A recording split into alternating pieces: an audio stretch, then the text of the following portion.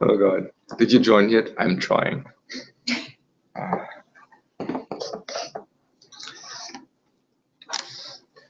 Did you just call Steven by himself? What? The screen just shows you a big blurry face.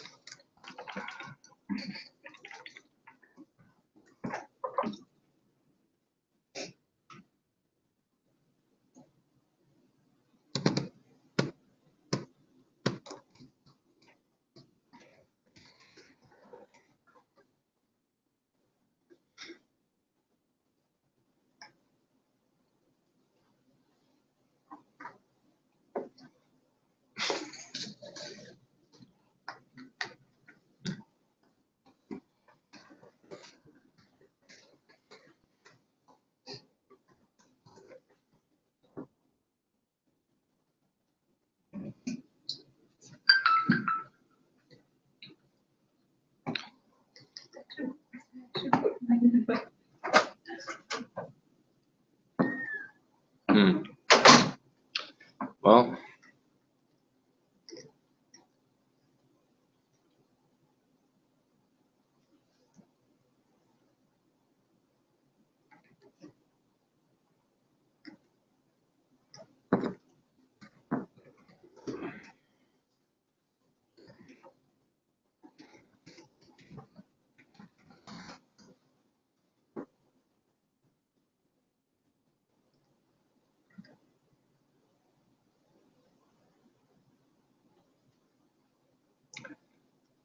did I say that Google Plus is weird?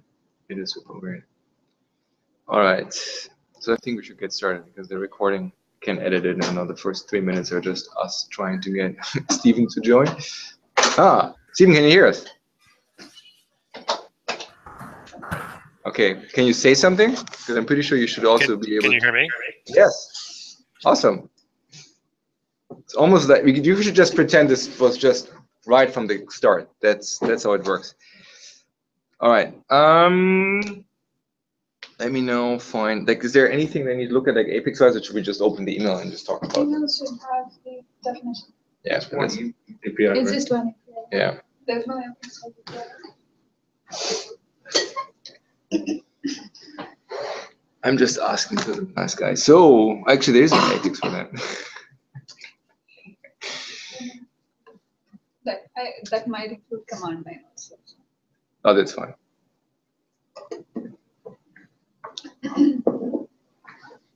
Always helps if I can project something. Because the Windows 10 logo is not that beautiful. If you have to stare at it for like an hour. Yep, it's loading. And here we go. All right, so we decided that we don't want to do command line because that would be ill-defined on certain configurations. Yeah, basically on cross-plug it would be difficult for us to have an implementation. Reason being, there is no real OS API, at least that I know of, that we can use for it. And by the time it reaches runtime, the parser will already interpreted the command line. So it's difficult for us to recreate what the parser did. Oh, that's right, because the shell already expands wildcards, for example. Yes. And then command line arcs, we basically just try to come up with a model how we would support that in environments where the actual process would have one command line, but in the context of the library or the app, there's a different command line, like scripting, for example. Yes, like I think the major concern in the emails that we discussed were what would a hosted app what hosted app should return in terms of get command line arc. Should it return the host app's exe name, or should it return once the host has spawned the process and the process exe name followed by the arguments that were sent to that process? Like for example, let's say core run was hosting it, so we would have something like core run hello world blah. Yes. Right? So should the arguments be first argument be core run followed by hello.exe followed by blah, or should it be more like hello world followed by blah, because that's what are really the command line args of the process that's running it. So I think on the email thread, we try to get to the point where we say, like, our intent is that we essentially say this is whatever the OS thinks the command line is. But there were some concerns that would not fly well for libraries, because now you have to have a whole specific way to get to whatever your contextual command arguments are. Like, what are thoughts on this? Because I mean, my personal take on this is I don't think the complexity of adding a whole specific API is worth it. I would just say it is what the OS thinks, and then in scripting you have to. As people can make an assumption that the arg0 is always the exe name, whether it's a host or core run or whatever. Yep. And then after that is where they start doing their work, is if they want to actually get the values out.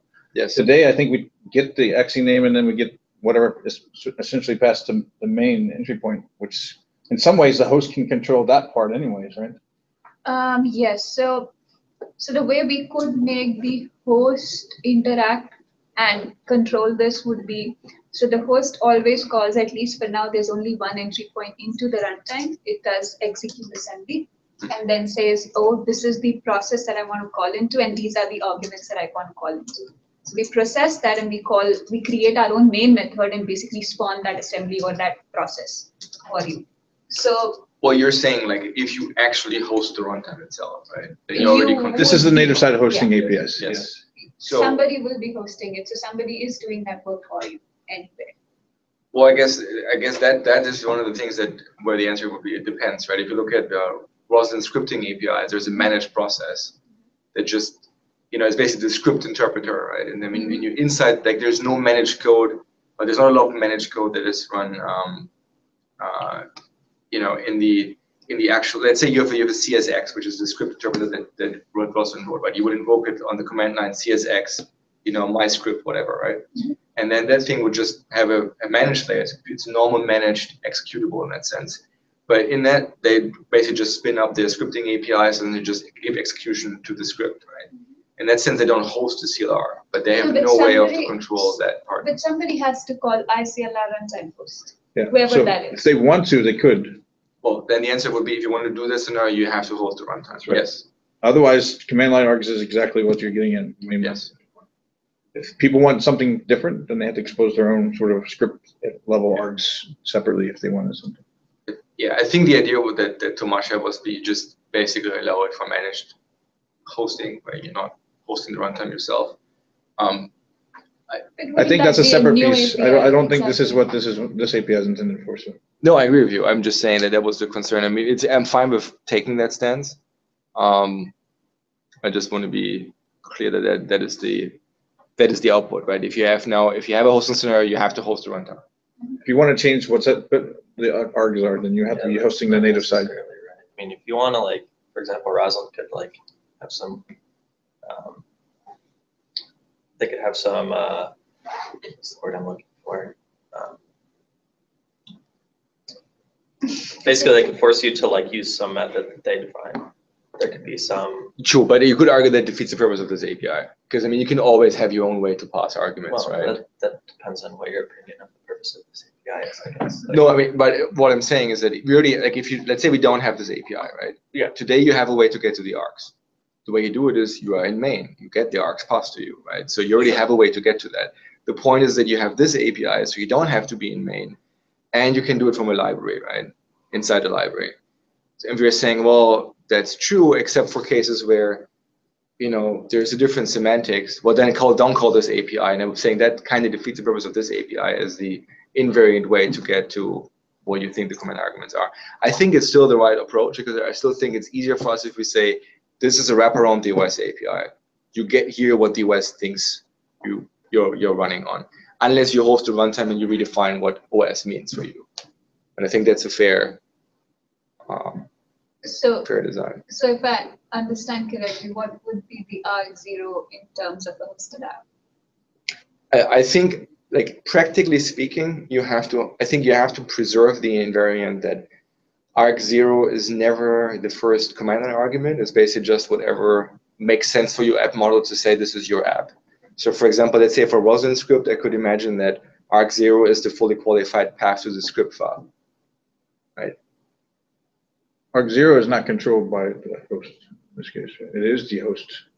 Yeah, so that's where I think the divide is. Should the arg0 be the host, or It should should be arg0 core run or be- CSX in that case. Oh, because you're saying they can pass in the remainers, but we would always provide the arg0. That's right. arg0 is always coming against the I see. It would be process. frankly easy for us to represent arg0 as the assembly. Yeah. Purely So- from implementation So one, perspective. there's another request that's coming, and what I think we should consider too is assembly.entry point assembly, which people can get that information if they really wanted to. So I wouldn't put that as the entry point. Like I wouldn't put some DLO as the arg0 in this case, like for this command line. It would, okay. I kind of would like this to be something where you could literally take it out and pretty much run it on the command line again if you wanted to. I know it's not always going to be the case, but it's going to be the case in a lot of cases, in a lot of places. Right? That makes sense. Like in my case, like the majority of use cases that I personally use this API on desktop, and many other people do the same thing. They just want to get the path to their app, right? There are many ways to get the path to the app, but it's not this. Yes. I'm just saying that that's one use case that people use, right? So if you would change that to not be a fully qualified path to whatever. I think most Your use cases would be access for this API would be for your like a command line parser type API. Yes. That's Yes. most use case. In which case, I don't even care whether that path exists, right? All I care is I can get to something that reads nice on the command line. So for scripting, for example, it would make sense because it would just give you the name of the script file to run, which would actually make sense in that scenario. Now, if you make an assumption that you can literally execute this by passing it to the shell, well, that would fall apart because you can't actually execute the script file directly, in which case you're losing actually information, right? I don't know. I think we have to make a decision on what we want the API to be, I think, more than anything. Like we can either say, well, it's whatever the CLR thinks, and that's by default DOS, unless you override that behavior. And then we can say, how arg0 and the remaining arguments behave. I think today, currently arg0 is always the process, right? And then Yes. everything past that is what's passed to execute assembly, Yeah. which is the main. Do we is it technically not possible to allow the host to actually dictate what arg0 is? So it is possible, but as I said, in that scenario, you have to be the one calling the host. So even today, that is available to you through native code. You just basically call into ICL runtime host and tell that, this would be the command line that is being sent, and out of this is going to be the name of the process or the assembly that needs to invoke the main method, and these are the arguments that need to be sent. arg0 is passed to execute assembly? Yes, arg0 is nothing Okay, but so the then assembly technically name. all of them are controlled by that. Then. That doesn't change what this method returns, right? That changes what the main method receives, but that's not what this method So returns, right? Doesn't this method just like query the OS? yes. So for OS API, like for Windows implementation, it was pretty much calling into get command line access the Windows API. It gets you the whole command line. Then it has a parser inbuilt in it, which says, oh, these are the rules I'm going to follow for my parsing logic. And so these will be the strings coming out of it. But So we is it couldn't fair have- to say that basically get command line args is just a managed wrapper around essentially the OS API that gets the Yes. command line? Yes, That's what it does today? yes. I Interesting. thought it was the other way around, but okay. And so you would basically change that to just call into the CLR and say, oh, what do you think command should be? Yes, something like that. But if we do that, then we are basically saying host somehow is telling us, Mhm. because host has already done that part for us. Yes. In which case arg0 will become the assembly name that was invoking the main method. Makes sense. And that would mean, like, in that case, our OSX, like our cross-flat and our Windows implementation will align. Mhm. But if we were to give the implementation of get command line similar to what it has today, which is like, we go to the OS and use our own Yep, parser yep. to do it, it would be difficult for us to have a cross-flat implementation. Really? Yes. I thought the cross-plat one was even easier. I thought it already Right. had the parsing. So it has already passed it for us, Right. right? So we cannot so it has passed it to us and we do not have the host name at that time. We just have the assembly name and we just have the arguments. At least that's my understanding. So we couldn't clear that up, but I would hope it would be the same. By the time it reaches the runtime, we've already executed, called into execute assembly. So at that time, we have the assembly name and we have the string names. I see. Sure, but I thought this is just p invoking to the OS. It doesn't matter with it. I thought we were just saying that all it does is call OS API. It's a command That's line. in Windows case. Yes, but why can't we do the same thing? Because there is no There is OS X no. API that I know of that gives you the same thing. Okay, I didn't know that. It just passes it to the starting of the process. Yes, it basically uses the main method implementation to get the same. Steven, you know if there's an API you can query on the OS on Linux side?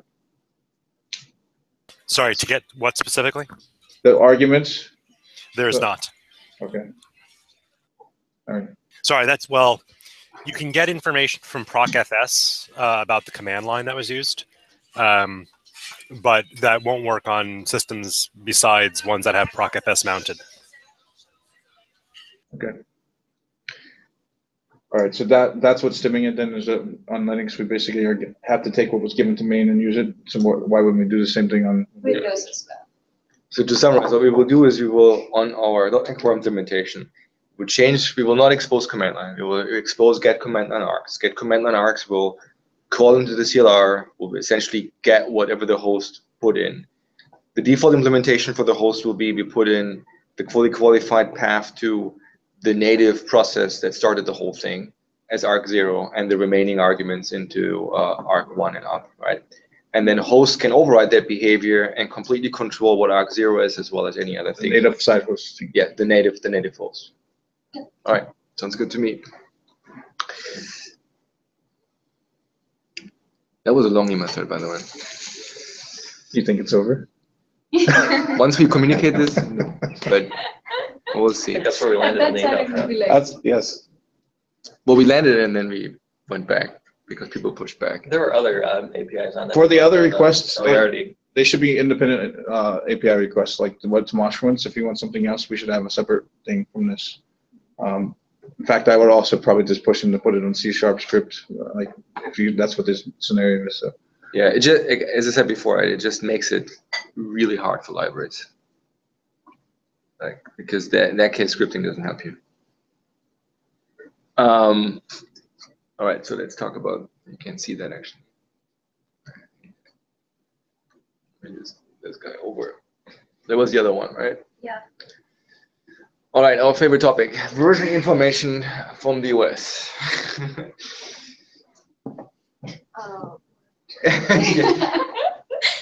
So just summarize what the issue is and what we So basically these decided. APIs, we decided to add them because the DNX team have an interface called iRuntime environment. Yep. Which has all these functionalities but returns as a string. Mhm. So they had this request to add this to .NET Core, so they don't have to have an implementation, and they can just implement it for Mono and stuff like that. So and we also had another request and an issue from a developer who said like he wants to know what is the business of the process to load modules based on whether it's 32-bit or 64-bit. So this So is the business of the process is different than the OS architecture in this case? yeah, so the OS can be like 64-bit and it can be a 32-bit process. So the implementation for a 64-bit process is basically just based on int pointer, and int pointer.size is set based on the compilation symbol from core CLR. So I think like that is the best way. Wouldn't I still also need, I assume they want to know the business of the process because they want to load a native DLL or something. Well, wouldn't I also need to know if it's an ARM process? I mean, sorry, exactly, ARM, right. OS. So I'm trying to figure out what you would make a distinction between the two OS versus the process. Well, we would say there's a difference between architecture and bitness, right? Because I mean, on many 64-bit operating systems, you can still run a process with 32-bit, right? I don't know whether it's possible on ARM or whether it's just AMD 64. But so in that sense, you have to differentiate, like, you know, what do I have to care about, right? And then I think the other part is, I have to agree, I'm a bit concerned about like a bool is 64-bit process, because if you have multiple architectures, like what does that mean? Like, am I ARM or am I AMD? Like, how would so why are you confusing 64-bitness with ARM? Like even an ARM can be with a 64-bit. Yeah, but instruction. your architecture right now has 32-bit, 64-bit processors, and then ARM, which is 32-bit, but there's also going to be an ARM 64. Yeah, There- so when you're- we you have can- ARM 64, we'll add ARM 64 to the number. Correct, but you're kind of coupling the two different, like, the information is in the architecture, whether or not it's 64-bit or not. But the process might not. Yeah, even if it's an ARM 64. Right, so there might be a notion of there's Git process architecture and Git OS architecture, which is, I would say, two different concepts you want to separate the two. But I wouldn't have one as 64-bit only and the other one. So, But like, as you said, like AMD 64 can run a 32-bit process as well. So you can say get OS architecture and it's gonna say if it's ARM 64, and then you say, oh, is it a 64-bit process? Then it's gonna say no. Then you know it's a 32-bit process running on ARM Exactly. 64. So, but let's just look at the concrete scenario that DNX has, for example, when you say, okay, I now need to decide which native model I want to load, right? I can either do what you said, which is essentially first I ask what the OS has. Okay, you are running clearly a 64-bit operating system, AMD 64. Then I also have to say, but the process, are you also 64-bit? Because then I have to look for ARM 64, sorry, for AMD 64.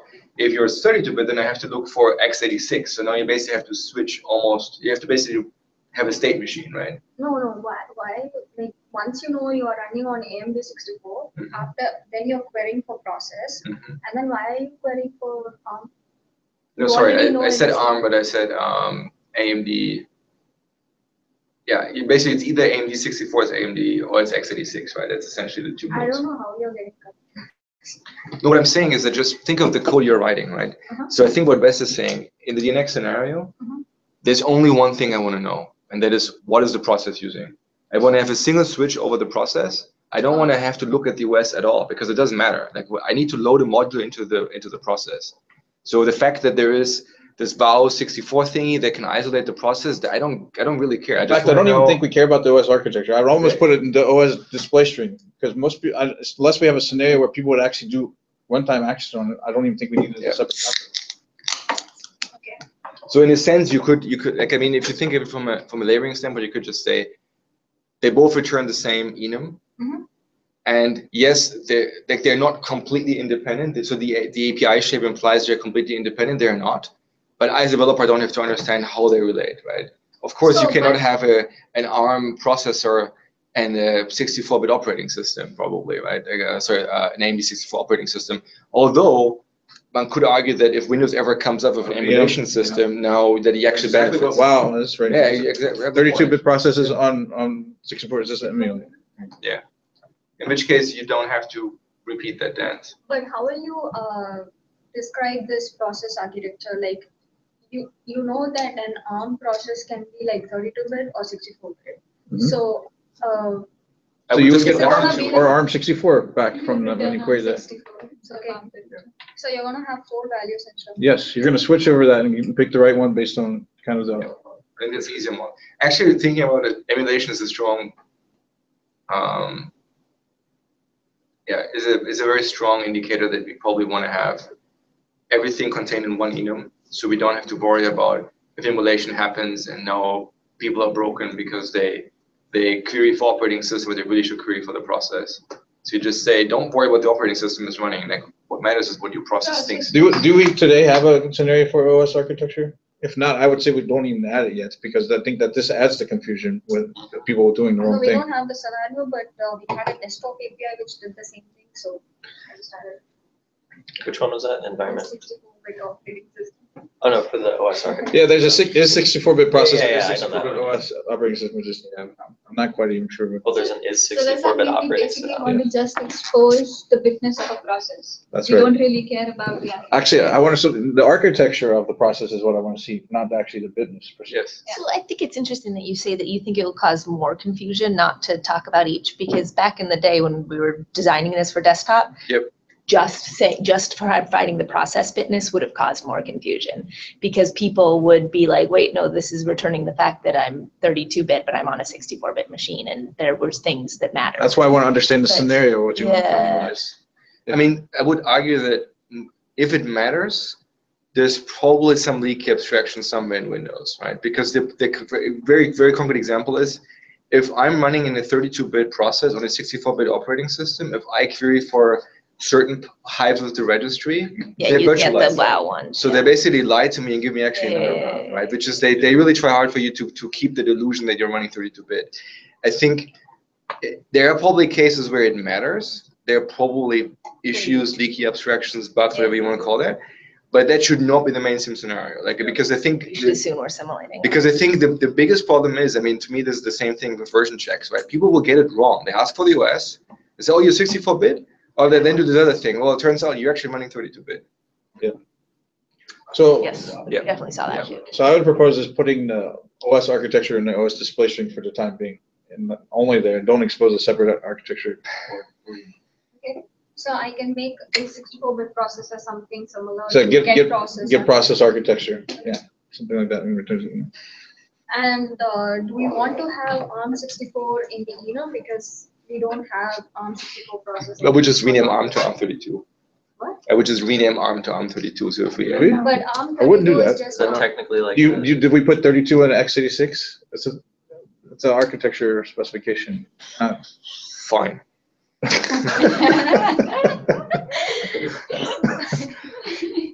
Do we put x64 as ARM64? No, I think we No. should put that as 64 is x64. We could do both. I'm the same value. We could, but I'm not sure it's worth it. You don't need IA64 anymore. I don't think we should I add take you. ARM64 right now. No, I don't think we should use either, particularly that we have the flexibility on the OOB library to add it whenever we want, so. You say that until we add it to I desktop. know.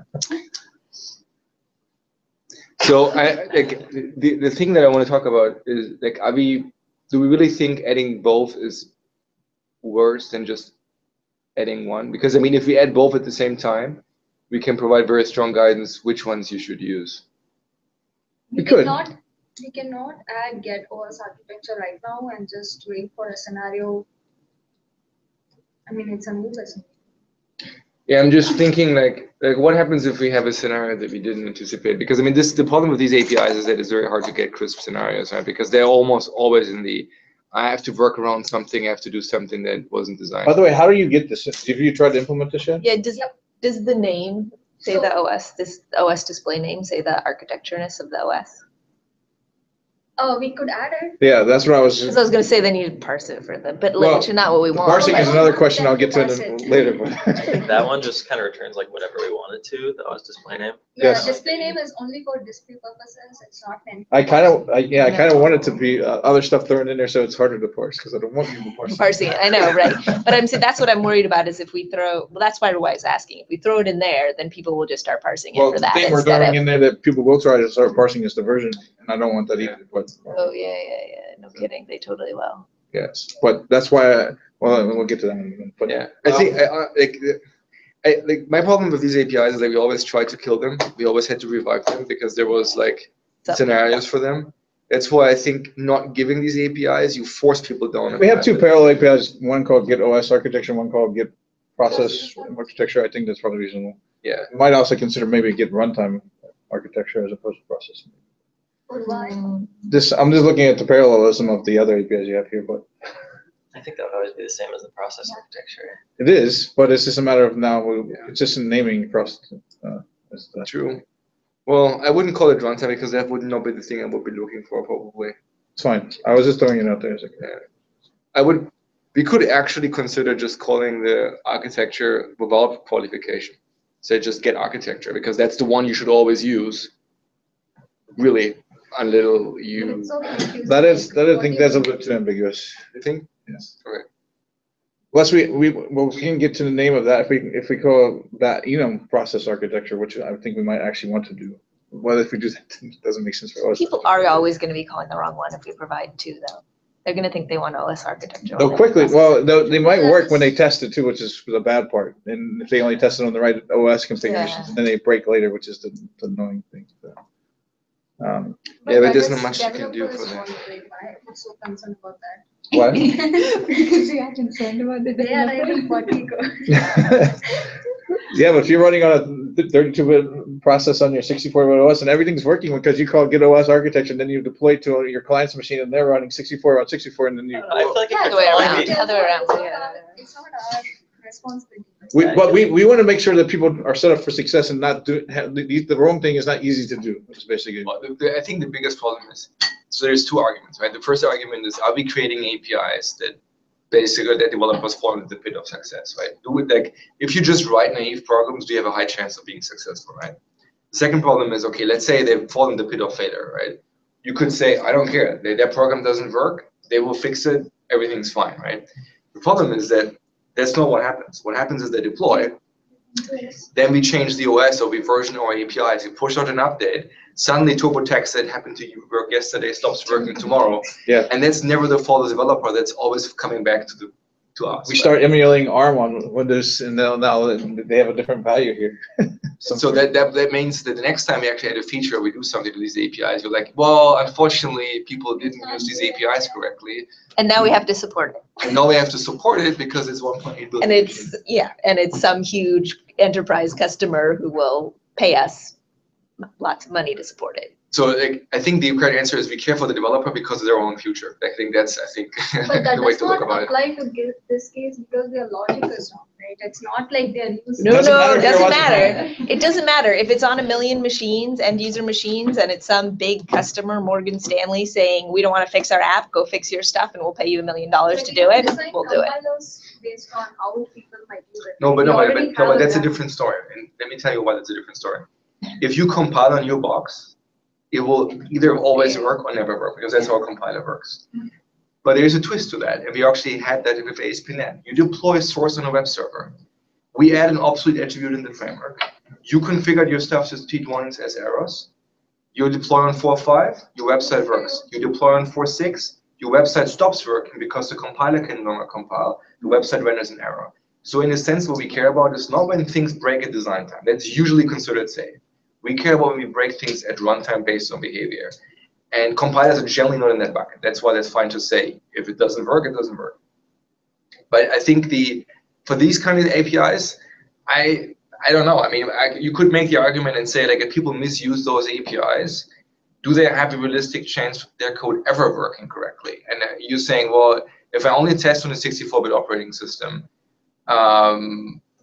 or only on a 32-bit operating system, I never see the behavior. But if I deploy to Azure, but then the thing is, it will not work on day one, right? It's not that, oh, Azure did something later on and then it broke. Like, it will either always work or never work, right? There's really no. Well, you can imagine I have a 32-bit app, and I've been working on 32-bit OS as well for a while. And now I start deploying it, or my hosting VM becomes a 64-bit like OS now or something. But anyways, they'll have the production, and then there is something before staging, and then production.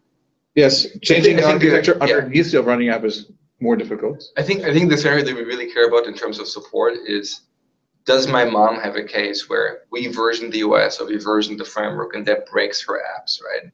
And I think your assumption is always, if I change the running environment, like if I redeploy to something else, then I may break. But that's not my mom's scenario. That's more like the app is not designed to run in that environment problem, which you will always have. There's nothing that can protect you from that.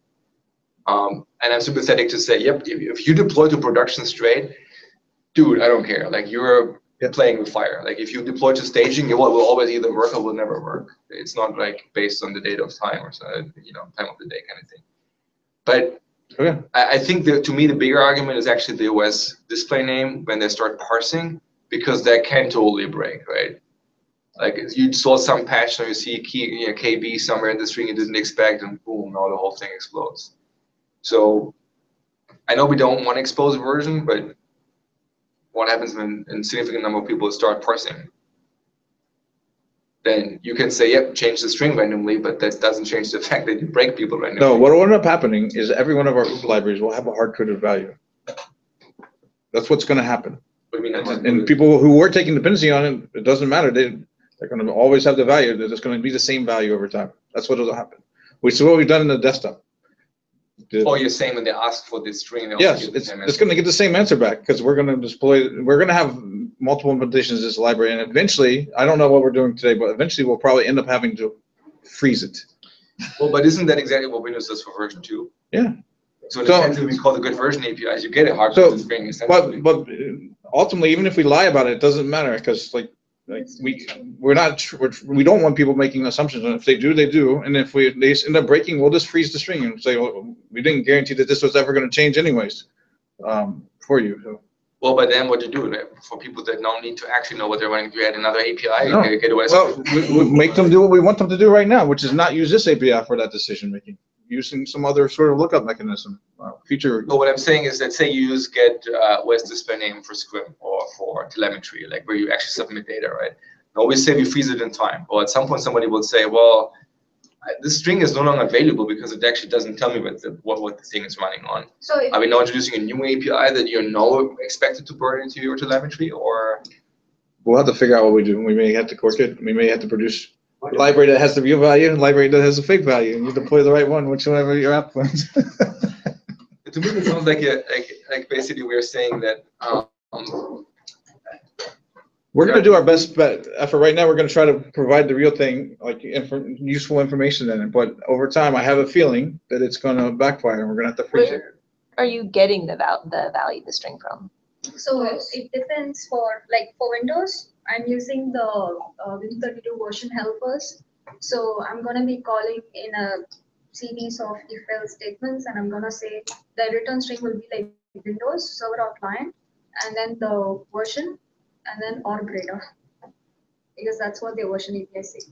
Because part of what I'm wondering is how easy it will be for Windows at a future date to compat quirk the call. So because the other option is if when somebody does start depending on this particular string being a particular string, we can ask Windows to say quirk their implementation. So if it's this app, always provide that string. Well, but that's I don't what they know. already do, right? Like if you call the Win32. No, but they can do it per app. No. What I'm saying is what they have done in Windows. Right, but they do it universally, right? Not if you're this app. They don't. No. What they have changed is they say you have to provide a manifest for your app. Yeah. You're saying my app is compiled against 8.1. If you call the Win32 API to say which version I am, they just say, what did you compile against? Because that's the version I tell you. I don't actually tell you what you're running on. I tell you what you compiled against. And so in that sense, they basically just echo what you compiled against. No, I know, but they also have the ability additionally to quirk where if they determine that you are a certain app, and I don't think they just use those manifests, but I mean a specific app, they give you different values. But that was the old version chip that they used a lot, right? They still use it all the time. Yes, I think, but that's why they changed it, I think, in 8.1 to say, let's stop doing this. Let's just give people the version number they compiled against, because they never light up on your operating system successfully. They just want to know that you're running at least the version I tested. That's basically the question that they answer. And then they added these bool APIs where they said you get version checks always incorrectly. So you can ask them whether you're on WinVista or higher, and we just give you true or false. And so I think from their point of view, I think both of these strategies are essentially trying to get 80% of the incorrect. By the way, are you going to give a real version number, or are you going to say Win7, Win8, Win10? No, I'm going to say Win10 or greater, whatever. Oh, Win10, okay, but that's better than 6.3 dot whatever. No, I'm not. Okay, good. So that's even more, that's even more problematic. Okay. We should have a rule in marketing that says if you put a version number in your product name, it needs to match the version number of the product. That would be good. Anyway, I'm pretty sure many people write if version equals 10 or greater, and because that's what makes sense, right? Except that you're not running Windows 10. So for get OS display name on Linux, I don't have a way to get the distro name in C++. Like we have a shell command, and you can try to run the shell command in code and get the output. But if you just use uname -a, it'll just give you what version the Linux is. It doesn't give the distro name. Like version meaning the kernel, or? Yeah, the kernel version of Linux. So right now, I think. And I think that is what I'm going to return. It's best effort right now. Just display strings are best effort. Let's see what we can do. And if people suggest other possible things that make it better, we can do that. But I think the DNX team wants the specific thing like Ubuntu 14.04 or something like that. Stephen, do you know if that's possible? They just want to display it though, right? They don't want to they parse want it. it for display. Why do they care? Because for debug purposes, I don't know. For debugging, you kind of care, right? Or even telemetry, you would care, right? What the customer is running. So there is a command line called lsb_release, but that is supported only on Linux distros that support the Linux standard base principles. Yeah, I think we can just open that discussion open. Like some people might know better APIs we can call. I'm just going to throw one part of implementation there. Yeah. Yeah, and Eric, just to answer your question, I'm not sure of any better way to do it. There might be something, I'm just not aware. But I think the general gist is that we document these as they will change all the time, and we're the best effort to kind of give you a sense of what you're running on. That's it. That's the idea. Even, of course, it should change because if someone introduces a new version of us, it is definitely going to change. So probably meant the existing ones also. No, yeah, the display string will be different. Even between two runnings, it could be different when we should make the statement. Because we don't want people thinking different. I'm not sure I understand what would be the scenario where we need the OS architecture instead of process architecture. Famous last words. Well, I don't know the scenario either. scenario is what No, I said. I didn't say there yeah. is no scenario. Yeah. No That's one where we knows. all are. That's But where we you- all are, but we have a hunch that it'll surface for the same reason it did. for You can Microsoft. imagine I don't know, just figuring out like I'm launching another process and I can try to, based on the OS I'm running on, I might be able to give it different options or something. I can give you a concrete scenario that I was running into. CoreFX Tools uses, when we build, we update the distributed file system pointers on the share. And in the MS build process, where I'm actually scheduling the task to actually, or the command line that does it, unfortunately, when you're running in WoW, C Windows System 32 is not what you think it is. But the problem is the DFS tools are always in that directory. So you have to say, if you're running 64-bit, then you have to do this. Otherwise, you do that. It has nothing to do with the OS, with the process versions, only with the operating system. One flimsy use case could be like, maybe a client tab needs your DLLs based on the architecture, and they have something like A_x86, A_x86_64, and A_x64 or something like that. If it is 64-bit, then load A_x86. No, but then you want to load it based on the process. It's another Based on pivot. the I don't think architecture. I don't know anything real good ones. Yeah, that's fine. But I'm fine with it having parallel APIs here. Okay, then again, to summarize, architecture. so we would leave this enum as it is, or do we? Well, I want to understand whether or not the architecture is too general of a name. I also don't know what namespace this is in. This is in system runtime interop services. Yep. Do we have another architecture enum there? I know we have one in reflection. No, we Sure. don't have. I think I checked at some point and there was nothing. I think the other one was in reflection that included everything you can put in a PE file. Which That's right. The reflection one, I agree that we don't want to use that one just because of the fact that it's IL specification. Those are exactly the values in there. It's different than this. I also don't understand the drawback to go ahead and adding ARM64. Like, why not just go ahead and have it there? Because you're not gonna use it. Have we even publicly disclosed it? Like we don't have a Oh, it's a good working idea. version, right? Well, I know it's not there yet today, but as That opposed to doesn't having mean to add it we later. said we're not talking about ARM64 on Windows, but we're targeting Linux that has ARM64-bit support. So they said in the CLR repo, there was a whole sweep of should we remove I don't all think they references to have a ARM64, and they said no, because you're running on Linux. So of course you can talk about ARM. I think part of the reason might be that maybe ARM64 doesn't even really ever happen. Why we put it in every employee, now we have this dead value that's kind of like, oh, why do we do this? As opposed to having to think of all the places we need to go add it, should we ever add support for it? Sure. People, if they end up needing it, they'll request it here and we'll add it. Like we'll have to add it in various places. Whenever we add a brink architecture, it's gonna have to be multiple places. Platform. I don't like If and preemptively or- adding it just If, because if we don't and have or, it. and when this ever gets run, without adding that to the enum, like on Oh, yeah. ARM64, what would it return? Yeah, We'd have to- Presumably when we start running the test for this library on that architecture, It would it'll fail. fail. Yeah, like honestly, I would almost say it's better to add it because we have to version less shit. Like we make our lives substantially easier if we don't have to version contracts just to add an enum radio. Yeah, that's what Like I, we know how This is- hard it is to do it. This one, we're gonna have to implement, it's gonna be implemented as a standalone portable library anyways, right? Like how would she ever return ARM64 today? In their implementation, it's Well, gonna be a just dead because you- value. Oh, because you're saying So we're gonna have to version it to add implementation to actually return it. that's a fair point, actually. That's a fair point. Okay. Yeah, by that. When we talk about system reflection was something in there, right? I don't. A system reflection has a processor architecture, I think it's called. Processor architecture. That was the thing. It's basically exactly the same, except slightly different values. It's slightly different values. Different names, yeah. This one, the reason I don't like using it is this one's tied to a specification, the CLI specification, which I would prefer not to. I do like the name processor architecture better. But Add new values to this very easily. yeah, it's tied to the It's not desktop a as well, whole, which it's is another like a- question. Oh yeah. Again, our Frank design problem. Such a rarely used API though. We can Never maybe seen call it it used. like It is used rarely. It's only used in the reflection APIs. And in fact, actually, we didn't expose this when originally PowerShell requested because they do use it in some of their command lines too. Well, at least it lists in system runtime, so it's everywhere. But what? That doesn't seem right. No, that's right. look here, it says here. Right now. Because assembly name? I don't know why. I think it's It's an assembly name, yeah. I don't know why we put it there. Probably because probably was because it was an environment, I think, and we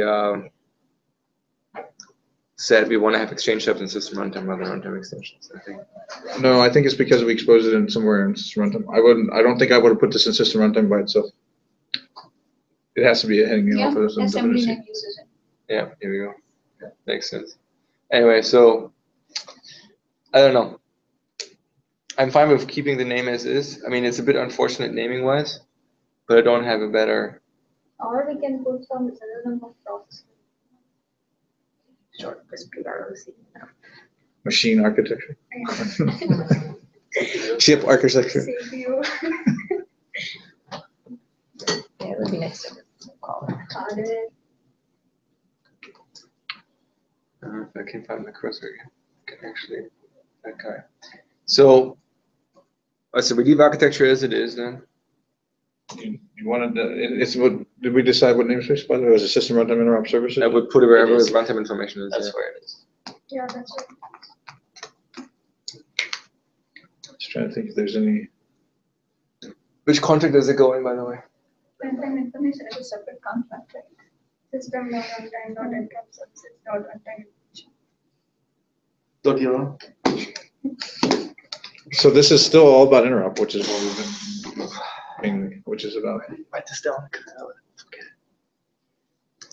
So system runtime dot interrupt services. Yeah, for future reference, it'd be nice to put the namespace in the contract on the so that we can just. And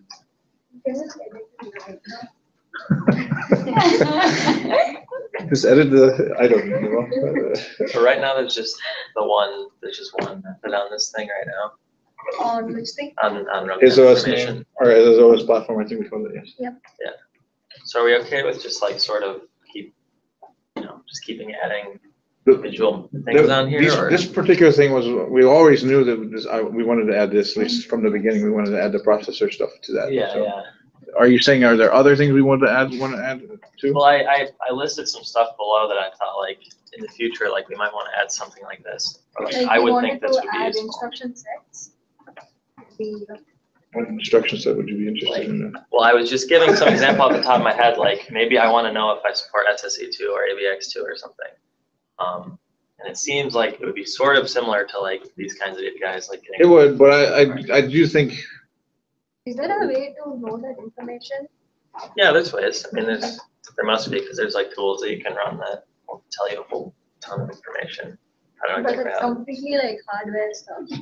Yeah, there's a lot of hardware stuff there, but I would wait until we actually have a use case for it. I'm just worrying like if we did want to add it, like we'd probably just throw like another method in here Sure. instead of giving you like a. I don't know, I was thinking maybe we would want like something more like encapsulated, like you could. It's the only thing we can encapsulate that is giving a dictionary of key value pairs back, because otherwise, because it's going to be a whole bunch of just loose data. So like otherwise we either do a strong one or we just add just loose information, but I don't know. So I think Actually, adding thinking of another. that may not be such a terrible idea, right? Because if you give people literally a dictionary with key value pairs, you're literally saying, look, it's unstructured data. Like what you get is what you get. Like don't make assumption that the key's present in all cases. Don't make assumption that values will never change, because we don't know. There's no strong typing. Yes, but like some of the key things we want strong typing for. Like we could implement this backing as a dictionary and just look up the architecture, OS architecture name out of it, and process architecture. Well, I mean, I wouldn't go quite that far for very basic things you're gonna have to have, like architecture, but things like, distro version, for example. If you have it, you have it. If you don't, you don't have it. Like basically what you like. Is it? It's the best effort on diagnostic information. Here's a bag of things you may want to put in your scrim data. So, I don't know. At some point, if we get more use cases, we might consider. But All right. So the other thing we said is, so the display name thing. Originally, we had them on different types. Do we still care, or do we just put it here? Because I am in favor of doing that. Sorry. originally we wanted to have the display thing somewhere else, right? Like Oh, the yeah. debug information thing. I personally think it's over the top. I would just put them here. I think the name implies pretty much it's a display name. I mean, it's as much as it gets. Yeah. If people don't read this as a hint, don't parse it, then I don't know what will do it. Yeah, no, I'm not opposed to it. I'm just trying to think of, the main reason was trying to just segregate the two notions, that anything on runtime information would be something I could use at runtime to kind of like make decisions. The display name is there, so it's like, yeah, we don't want people making runtime decisions based on that. Yeah. Which is why we were potentially putting on another type of debug. I feel like just putting, I know obviously like debug information is like less of a, like a good name that you want to use at runtime, but like people will probably just use it anyways. It's not going to stop it. It's just allowing us to clearly state, like right now, I can't state this class is now used for stuff that you're making runtime decisions because these things are on there now. I won't be able to make that statement. We can make it per API. Is it a big deal? Probably not, but it's just, it would be nice to be able to, like, when everybody starts using it wrong, I say, yes, runtime information is what you use for making runtime decisions, not debug information. Sorry. But Actually, in the past, we have tried to put all the debug information in diagnostics namespace, right? So yes, that was, we were proposing system diagnostics debug information wasn't the type, and we put the type of stuff there, but it could go easier. I'm not super strong on. We could add a suffix, underscore, do not parse. I was about to say that. We could also just call it, instead of Let's try to displaying figure out if you debug name, Yeah, like I could put get OS debug display. yeah, OS debug information. See if you can randomly throw in characters just to sort of make it less Yeah, I can parsable, but just then it would put screw the up the name. display, then it would screw up the displaying of it. I was thinking more along the lines like how we started randomizing that string hash code. Like we could put some randomness noise in it, but But people are just gonna be like, if string dot contains like yeah, they'll figure out what x86, pattern we use and they'll be able to parse it. Still, it doesn't matter. It doesn't matter. Thing with open source, it's really easy. Oh, what are you doing here? I also like to read the comment for that. Occasionally through white space in the middle of the x86, you know, that would. So, whatever. They'd still would figure it out. They'd strip all the white space out Yeah, first, they'd just- right? Whatever. Do we want to? Did you call out already information on what you're going to put in the display string or display name? Did I call out? In the proposal, was it clearly identified what was going to go in there? Sorry, what? What you're going to put in the display name? Oh, the display name format. What's it? Well, yeah, what's the format of it kind of thing? Format? Like what's the string actually? Yeah. What's it contain? So, I thought we don't want to define format. We don't want it necessarily, but like, it's But still, yeah, I want to clearly identify saying this is the information we're going to try to get to you so that you can at least know what So it's for for. Linux, it's just going to be the output of uname hyphen R. So that is gonna give me Linux. and Sorry, then like, can you give me an example on Linux how that string would look like? So it's gonna be like Linux space some junk. Some Like junk? That's the perfect kind of junk I want. That People are part is waiting gonna outside. come from the OS. So We have 1 minute. So give me, like, do you have any example? Like, I don't know. I Run can it and just, just- yeah, I'll just run it and give it to you. I have no idea what it. So I'll be happy with the namespace choice, just runtime interrupt service. The namespace is fine. I'm still a little Display. unclear about architecture as a name, but I can live with it. And display name was the other one, but I'm fine putting it on here. We can consider calling it debug if we wanted to, I suppose, but I'm not super on it. About CPU architecture. I think technically it's like a correct term, right? What about system CPU is runtime referred to. versioning? It's already exposed as an namespace. That gives people information like that. They want to go there and then get the version. Get the version. Don't parse. I won't want that as a namespace now. Wasn't that the whole point? So the only changes is with the 64-bit process and changing the names of display names. And no runtime display name, right? No, there is Runtime a display runtime names, display name. And to just be hardcoded. Thanks, Steve. We're losing the room. So how many versions of the library are you gonna